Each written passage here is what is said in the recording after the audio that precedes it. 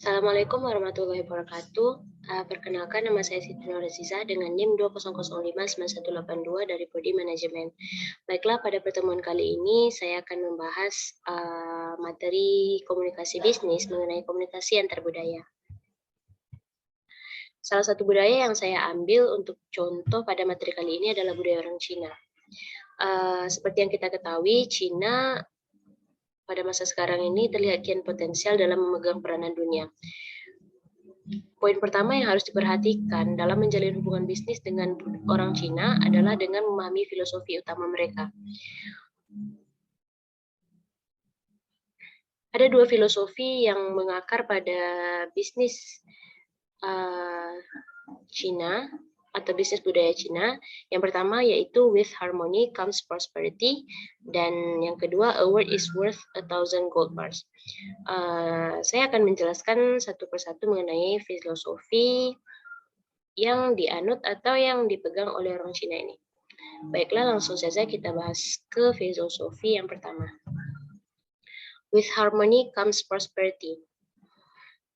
Filosofi yang pertama ini memiliki makna betapa pentingnya harmoni atau keselarasan dalam menjamin kekayaan, terutama untuk urusan bisnis.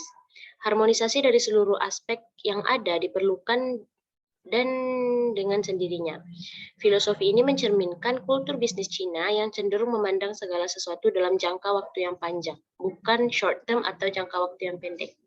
Nah, untuk sampai pada tahap ini diperlukan kemampuan komunikasi yang baik untuk menjalin hubungan kerjasama yang lebih intim. Kuncinya itu terletak pada etika dalam berkomunikasi. Budaya Cina selalu mengedepankan etika, tetapi etika tidak bisa begitu saja membangun hubungan yang baik. Diperlukan juga harmonisasi atau keselarasan antara etika dan kemampuan berkomunikasi. Semestinya hal ini tidak terlalu sulit karena Cina memiliki karakteristik yang benar-benar berbeda dengan Jepang atau Korea. Cina juga dianggap lebih terbuka terhadap pasar, terutama investasi asing. Dan filosofi yang kedua yaitu a word is worth 1,000 gold bars. Filosofi yang kedua ini memberitahu kepada kita bahwa Cina dikenal teguh menghormati ketentuan yang telah mereka sepakati. Mereka juga cenderung taat pada terms atau aturan yang berlaku dan government savvy. Mereka memilih akuntabilitas dan profitable, namun patuh pada peraturan yang berlaku. Kecenderungan ini atau kecenderungan Cina ini untuk patuh terhadap peraturan yang telah disepakati membuat mereka cukup terang-terangan dalam mengemukakan keinginan mereka.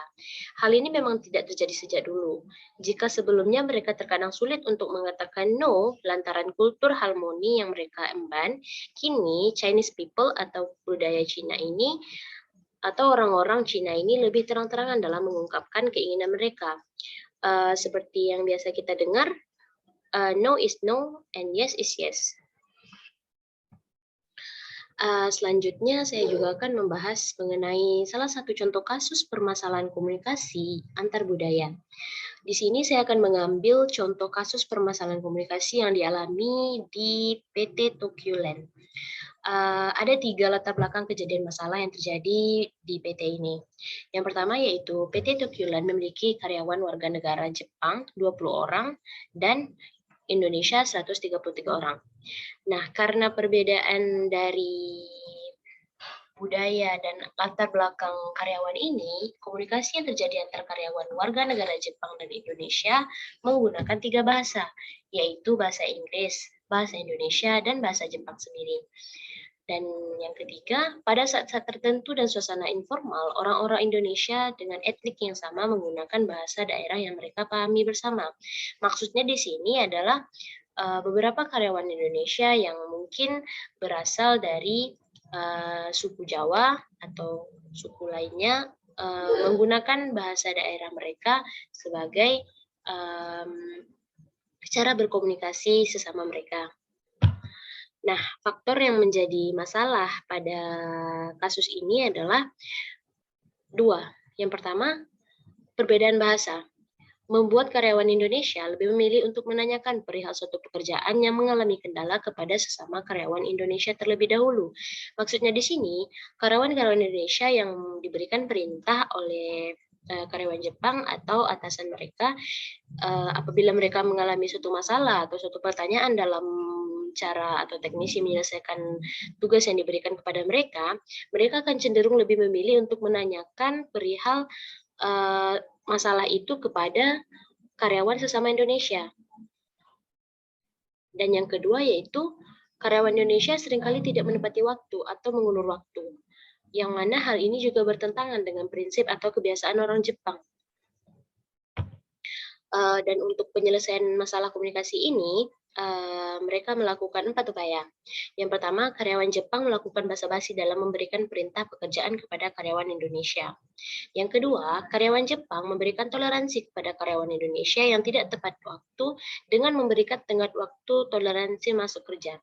Di sini terlihat ketika karyawan Jepang memberikan aturan untuk masuk kerja pada jam 7, namun mereka masih memberikan tenggat waktu sampai dengan jam 8 untuk waktu toleransi masuk kerja.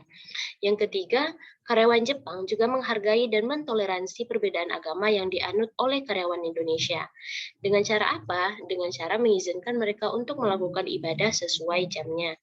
Dan yang terakhir yaitu karyawan Jepang juga menoleransi dan memberitahu karyawan Indonesia terkait kandungan makanan yang sekiranya mengandung hal-hal yang diharamkan bagi penganut agama Islam oleh karyawan Indonesia tersebut. Dan yang terakhir yaitu saya akan membahas mengenai manfaat memahami komunikasi antar budaya, di mana di sini kita juga akan merasakan beberapa manfaat ketika kita memahami komunikasi antar budaya.